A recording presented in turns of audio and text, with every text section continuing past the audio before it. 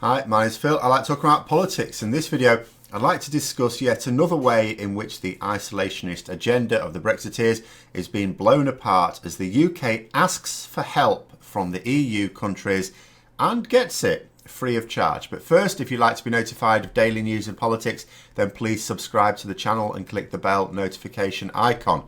So when the news transpired that the UK turned down 50,000 ventilators as part of the EU's procurement scheme, journalists were understandably asking why.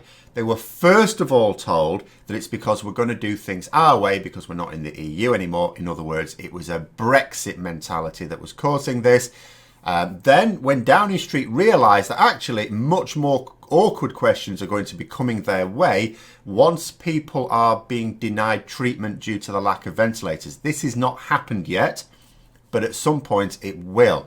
So then what they did is that they claimed not to have seen the offer. Oh, sorry, we didn't see the email, which was of course a load of rubbish because there were minutes of meetings where British ministers and officials discussed the proposal going right back to January. Besides, it was being discussed in the national news before the deadline. I saw it. If I knew about it, the government knew about it.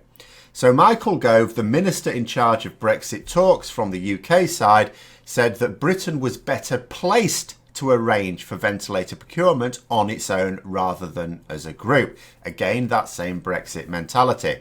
Totally nothing to do with the fact that the government want to promise that money for the NHS at the moment is no object, but don't actually want to spend anything. But our own procurement has been going very badly. In fact, much worse than even I would have thought possible. We have so far managed to hand over 30 ventilators with a promise of only about another 1,500 to come when the NHS says it needs tens of thousands. The Health Secretary, has downgraded that to, apparently we only need 18,000 now. But, well, I've not heard the NHS say that, only the Health Secretary. So very quietly, the UK government have been asking for help overseas. President Trump announced that the US will be sending 200 ventilators as a result of this request. He says that America has enough of them. Germany are also sending 60, and they are sending them free of charge.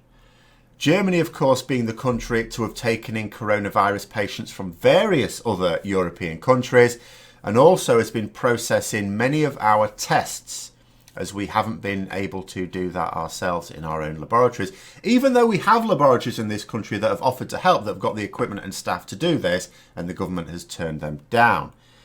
And yet, you don't see this being widely reported in the news, especially the mainstream media.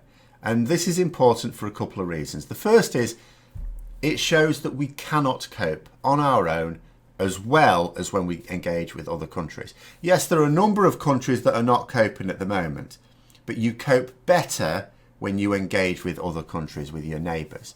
It's not even about being members of the EU or not. You know, remember that Boris Johnson's specific version of Brexit means no links with EU countries at all. That's not what Brexit called for. That's not what the campaign called for a few years ago. That's just what Boris Johnson is going for. You know, no cooperation at all, even in areas of clear mutual benefit. And yet here his government are begging the EU for help and not even having the decency to publicly thank countries for fear of the impression it gives. Secondly, it shows that the government know full well that we can't manage in isolation. We can't do things better on our own, and they know it. The country suffers when we don't form links with other countries. The world is connected now. You can't just remove yourself from it and be fine. You certainly can't do better. And they know it. And yet, they've shown no sign whatsoever of maturing their destructive policy. My worry is that we end up looking internationally like a nation of ingrates. We already had the cretinous Brexit arguments about the Second World War, claiming, whoa, we won the Battle of Britain without any help, as if that's a useful analogy for anything.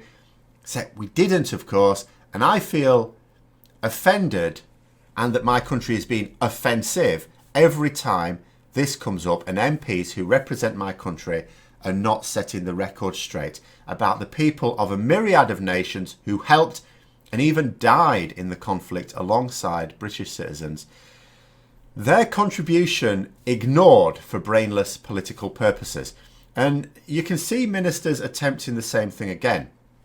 Quietly begging for aid, quietly accepting the aid, even though the whole world is struggling, and not one word of humility or gratitude for the lesson that this should be teaching them. And what's next?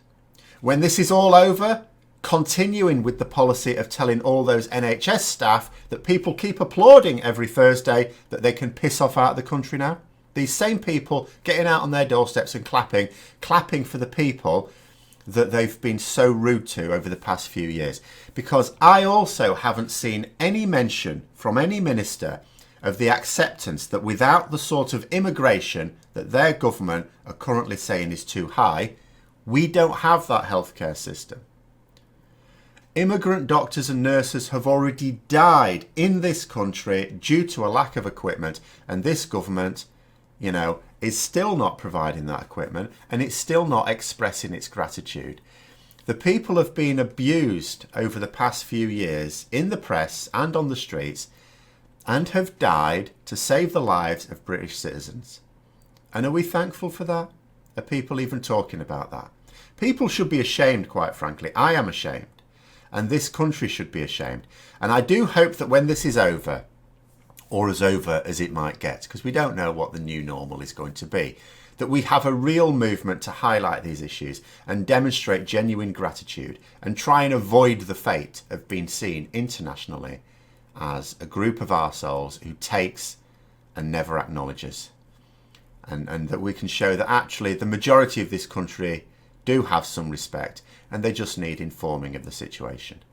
But anyway, those are my thoughts. Let me know yours in the comments below. Hope you found the video interesting. If you did, don't forget to click the like button. And if you'd like to support the channel further, then please also click the Patreon link for details. And until next time, I'll see you later.